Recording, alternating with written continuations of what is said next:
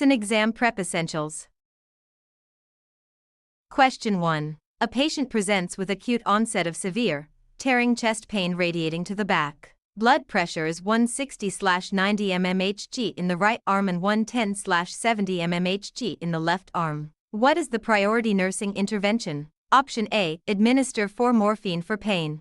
Option B. Obtain a 12-lead ECG. Option C. Administer 4 beta-blockers to reduce heart rate and blood pressure. Option D. Prepare for stat CT angiography.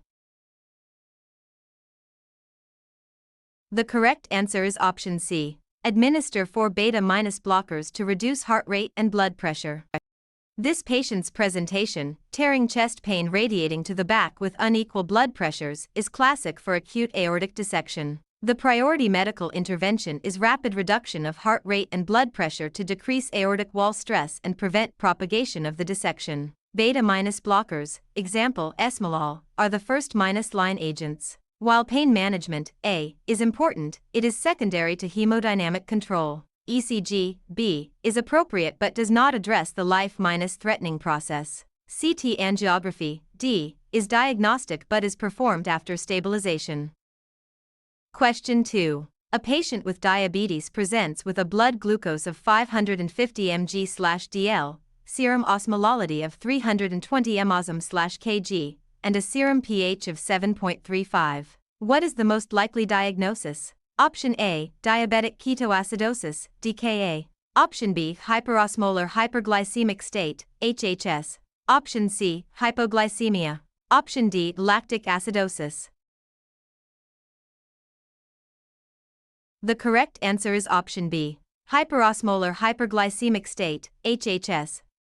HHS is characterized by severe hyperglycemia, greater than 600 mg/dl, elevated serum osmolality, greater than 320 mosm/kg, and absence of significant ketosis or acidosis, pH greater than 7.3. DKA, A, presents with acidosis, pH 7.3, and ketones. Hypoglycemia, C, presents with low blood glucose. Lactic acidosis, D, has normal glucose. Question 3. A patient with a dog bite to the hand presents 48 hours later with redness, swelling, and purulent discharge. What is the most likely causative organism? Option A. Staphylococcus aureus. Option B. Pasteurella multocida. Option C. Streptococcus pyogenes. Option D. Bichnella corrodens. The correct answer is option B. Pasteurella multocida. Pasteurella multocida is the most common organism isolated from dog and cat bite wounds. It typically causes infection that appears within 24–48 hours with purulent drainage. Staphylococcus aureus, A, and Streptococcus pyogenes, C, are also common but less specific to animal bites. Bichnella corrodens, D, is associated with human bites. Stressed about your CEN exam? We can take CEN exam for you remotely and undetected. We always guarantee a pass and payments only after results. To send us an email, scan the code or tap the link in the description and let's get it done. Question 4. A patient with a urinary tract infection presents with confusion and fever. What is the most likely diagnosis? Option A. Uncomplicated UTI. Option B. Pyelonephritis. Option C. Urosepsis. Option D. Interstitial cystitis. The correct answer is option C. Urosepsis. Confusion and fever in a patient with a UTI, especially in an older adult, suggests urosepsis. This is a life-threatening infection requiring immediate intervention. Uncomplicated UTI, A, does not cause confusion. Pyelonephritis, B, causes flank pain, fever, and chills. Interstitial cystitis, D, causes chronic pelvic pain. Question 5. A 12-lead ECG has been completed on a patient who presents with chest pain. The ST segment is normal. Which new finding is most critical and requires prompt intervention? Option A. Left bundle branch block. Option B. Right bundle branch block. Option C. Peaked T waves. Option D. Inverted T waves. The correct answer is option A. Left bundle branch block. New-onset left bundle branch block, LBBB, in a patient with chest pain is a critical finding that can mask acute ST-segment elevation myocardial infarction, STEMI, on ECG. The presence of new LBBB with chest pain is considered a STEMI equivalent and warrants immediate reperfusion therapy. Right bundle branch block, B, is less concerning and often benign. Peaked T waves, C, may indicate hyperkalemia but are not as immediately critical as new LBBB in this context. Inverted T waves, D, can indicate ischemia but do not necessitate the same urgent intervention as new LBBB. Question 6. A patient arrives with a chief complaint of the worst headache of my life. Which of the following is the priority nursing action? Option A, administer pain medication. Option B, perform a neurological assessment. Option C, prepare the patient for a CT scan. Option D, establish for access. The correct answer is option C, prepare the patient for a CT scan. Worst headache of my life is a classic presentation for subarachnoid hemorrhage. A non-contrast CT scan is the priority diagnostic test. While neuroassessment, B, is important, the CT is diagnostic and should not be delayed. Pain medication, A, and for access, D, are important but secondary to diagnosis. Question 7. A patient presents with organophosphate poisoning. Which symptoms would the nurse expect? Option A, pinpoint pupils, bradycardia, excessive salivation. Option B, dilated pupils, tachycardia, dry skin. Option C, constricted pupils, tachycardia, dry mouth. Option D, pinpoint pupils, hypertension, excessive salivation. The correct answer is option A, pinpoint pupils, bradycardia, excessive salivation. Organophosphate poisoning causes cholinergic crisis with muscarinic effects, meiosis, pinpoint pupils, bradycardia, salivation, lacrimation, urination, defecation, and bronchospasm. Dilated pupils, B, is seen with anticholinergic poisoning. Dry mouth, C, is seen with anticholinergic poisoning. Hypertension, D, is less characteristic. Question 8. A patient has presented to the ED with a complaint of chest pain. Which of the following represents an appropriate delegation of tasks to a nursing assistant? Option A, perform a 12-lead ECG. Option B, obtain vital signs. Option C, administer aspirin. Option D, assess the chest pain. The correct answer is option B, obtain vital signs. Obtaining vital signs is within the scope of practice for a nursing assistant and is appropriate for delegation. Performing an ECG, A, may be delegated in some states but is often a nursing responsibility. Administering aspirin, C, is a medication and cannot be delegated to a nursing assistant. Assessment, D, cannot be delegated. Are you looking for CEN Exam actual questions? Visit our website pokerexams.com to access CEN Exam study guide with actual questions and answers. Scan the QR code or click the link in the description to get CEN Exam answer key today.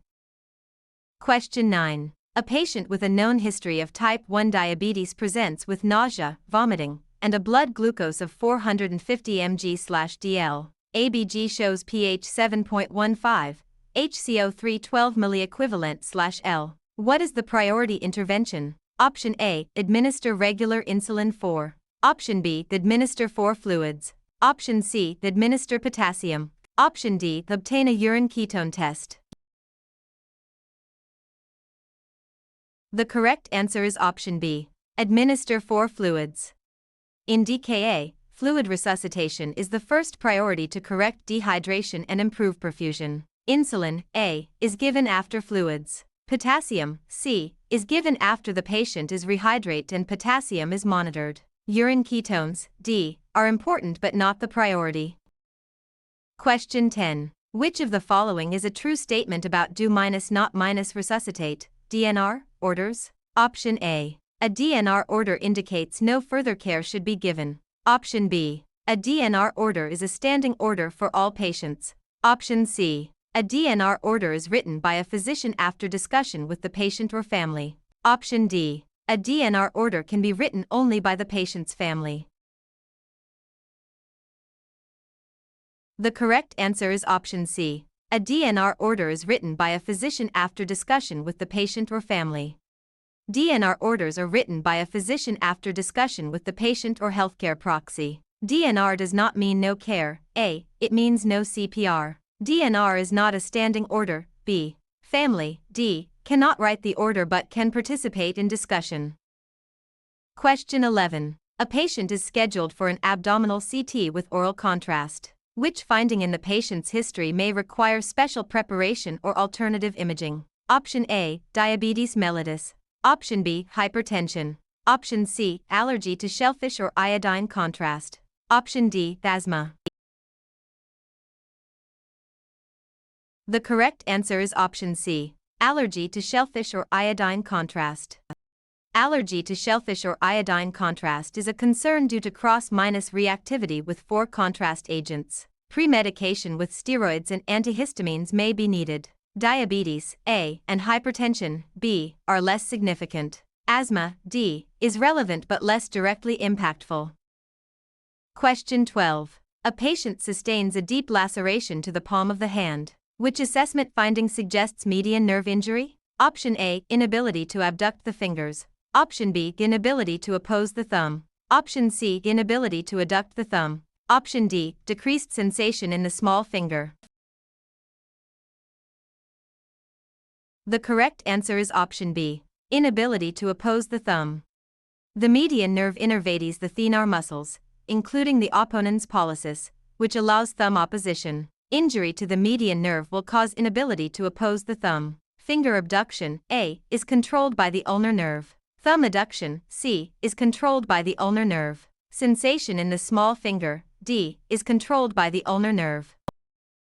Question 13. A patient presents with a swollen, painful ankle following a fall. The nurse notes that the patient is unable to bear weight. Which test should be performed to guide the need for X-raise? Option A. Ottawa ankle rules. Option B. Pivot shift test. Option C. Lockman test. Option D. McMurray's test.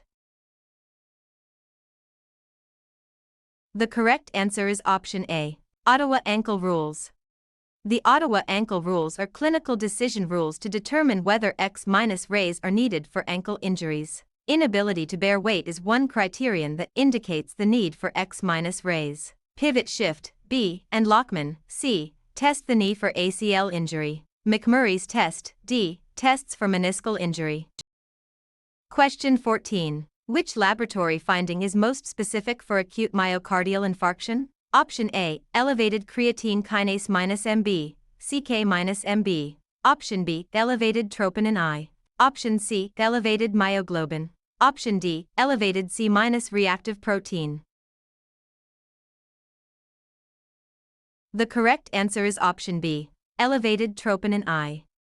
Cardiac troponins, troponin I and T, are the most specific biomarkers for myocardial injury because they are found exclusively in cardiac muscle. Troponin I is not found in skeletal muscle, making it highly specific for myocardial infarction. CK-MB, A, is elevated in cardiac injury but can also be elevated with skeletal muscle damage. Myoglobin, C, is early but nonspecific. CRP, D, is a marker of inflammation and is not specific for me. Question 15. A patient presents with an acute shoulder dislocation. The nurse notes the arm is held in abduction and external rotation. What is the most likely type of dislocation? Option A. Anterior dislocation. Option B. Posterior dislocation. Option C. Inferior dislocation. Option D. Superior dislocation. The correct answer is option A. Anterior dislocation.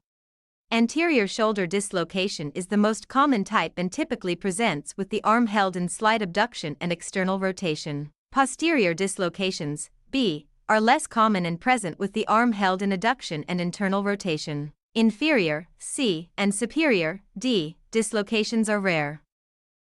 Question 16. Which of the following ECG findings is most consistent with pericarditis? Option A. ST-segment elevation in all leads with reciprocal depression. Option B. Diffuse ST-segment elevation with PR-segment depression. Option C. ST-segment elevation in contiguous leads with reciprocal changes. Option D. Pathologic Q waves in leads 2, 3, and AVF.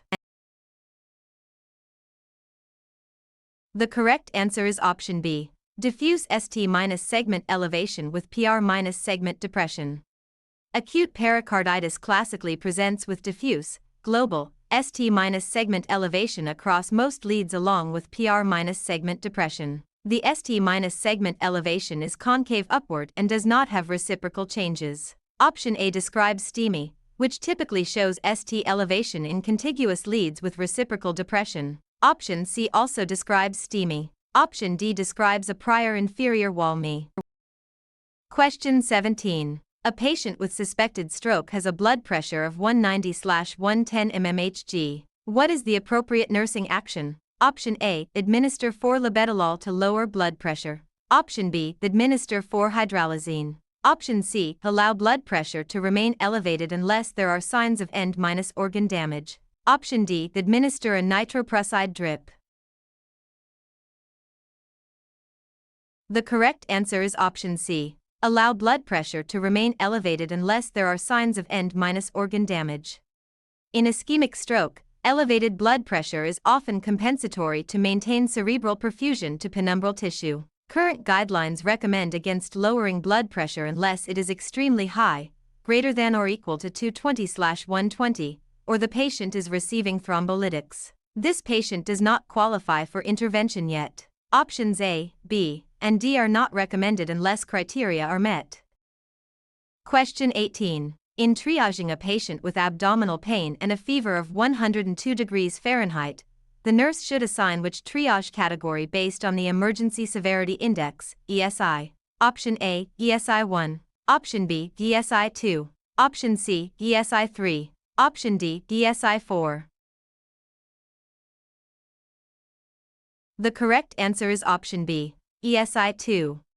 ESI 2 is for high-risk patients who are not in immediate danger but require rapid assessment and treatment. A patient with fever, 102 degrees Fahrenheit, and abdominal pain meets criteria for ESI 2, high-risk. ESI 1A is for life-threatening conditions requiring immediate intervention. ESI 3C is for stable patients requiring 1-2 resources. ESI 4D is for stable patients requiring no resources.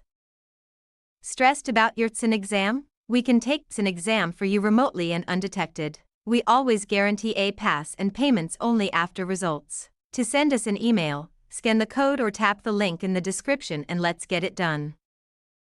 Question 19. During a disaster drill, which patient should be prioritized for evacuation? Option A, patient with a fractured femur who is stable. Option B, patient on a ventilator. Option C, patient with a minor head laceration. Option D, patient with a sprained ankle. The correct answer is option B, patient on a ventilator. In a disaster evacuation, patients who are ventilator-dependent are the highest priority due to their reliance on life-sustaining equipment and difficulty in moving them. Stable fracture patients, A, and minor injuries, C, D, can wait. Question 20. A patient is brought in with suspected carbon monoxide poisoning. What is the most important diagnostic finding? Option A, carboxyhemoglobin level. Option B, ABG with POW2. Option C, methemoglobin level. Option D, white blood cell count. The correct answer is option A, carboxyhemoglobin level. Carboxyhemoglobin, COHB, level is diagnostic for carbon monoxide poisoning. ABG POW2, B, may be normal despite severe hypoxia because co-binds to hemoglobin. Methemoglobin, C, is seen with other toxic exposures. WBC, D, is nonspecific. Question 21. A patient is bitten by a venomous snake. What is the priority nursing action? Option A, apply a tourniquet above the bite. Option B, immobilize the affected limb. Option C, administer antivenom immediately. Option D, incise and suction the wound. The correct answer is option B, immobilize the affected limb. Immobilizing the affected limb and keeping it at or below heart level helps reduce venom spread. Tourniquets, A, are contraindicated as they can cause ischemia and tissue necrosis. Antivenom, C, is administered after assessment and only for systemic toxicity. Incision and suction, D, are no longer recommended and can cause further tissue damage. Question 22. A patient in atrial fibrillation with rapid ventricular response has a heart rate of 152 bpm and is hypotensive. Which intervention should the nurse anticipate? Option A, administration of 4-diltiazem. Option B, administration of 4-amiodarone. Option C, synchronized cardioversion. Option D, administration of 4-digoxin. The correct answer is option C, synchronized cardioversion. In unstable atrial fibrillation with rapid ventricular response causing hypotension, synchronized cardioversion is the immediate treatment of choice. Hemodynamic instability indicates the patient cannot tolerate the rapid rate and requires immediate electrical conversion. Chemical rate control with diltiazem, A, amiodarone, B, or digoxin, D, is appropriate for stable patients but is too slow for unstable patients. Question 23. A patient with anorexia nervosa presents with significant electrolyte abnormalities. Which electrolyte finding is most concerning? Option A, hypokalemia. Option B, hyponatremia. Option C, hyperkalemia. Option D, hypercalcemia. The correct answer is option A, hypokalemia.